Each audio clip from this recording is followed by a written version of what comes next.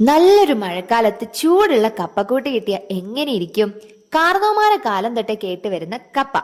Beef എന്നൊന്നും പറയാൻ പറ്റില്ല, എല്ലും പതിരും എല്ലാം കൂടി ചേർത്ത് മസാല ഇട്ട് വെച്ചിട്ടുള്ള കപ്പക്കൂട്ട്. കിട്ടിയ കപ്പ നുറുക്കി നുറുക്കിതാ ഇതുപോലെ അരിഞ്ഞെടുക്കണം. നല്ലോണം കഴുകി ഊറ്റിയെടുത്തതിന് ശേഷം വലിയൊരു കുക്കർ എടുത്തിട്ട് എല്ലാം കൂടി ഇതിലോട്ട് തട്ടിയിടണം. ഇച്ചിരി വെള്ളം ഒഴിച്ച് ഉപ്പും മഞ്ഞപ്പൊടി ഇട്ടിട്ട് നല്ലോണം ഒന്ന് വേവിച്ചെടുക്കുക. ശേഷം ഉണ്ടാക്കിയ കറിയും കൂടി മിക്സ് ചെയ്തെടുക്കുമ്പോൾ ഇതുപോലെ ഉണ്ടാവും. മണം ഇപ്പോഴേ തൂത്ത് വരുന്നുണ്ട്.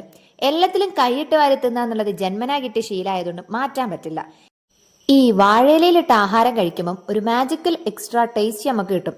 നമ്മളെ കപ്പക്കൂട്ടിന്റെ പരിപാടി ഇവിടെ തീർന്നിട്ടില്ല. അതിക്ക് തേങ്ങ അരച്ച് പാരണം, വെളിച്ചെണ്ണയിൽ നമ്മൾ ചെറിയുള്ളി ഇട്ടിട്ടൊന്ന് താളിക്കണം. എല്ലാം കഴിഞ്ഞിട്ട് നമ്മളിത് വാട്ടിയ വാഴന്തല വെച്ചു, അതിക്കൊരു ഗ്ലാസ് സുലൈമാനി കൊണ്ടുവന്ന് വെച്ചു. പിന്നെ അതേ നമ്മളെ കപ്പ ബിരിയാണിയും കൂടി അതിക്ക് തട്ടിയിക്കണ്. നല്ല ചൂടുണ്ട്. ഇച്ചിരി മല്ലിച്ചപ്പും കൂടി മേലെ വിതറിയാല് അടിപൊളി, നല്ല ടേസ്റ്റ് ഉണ്ട്.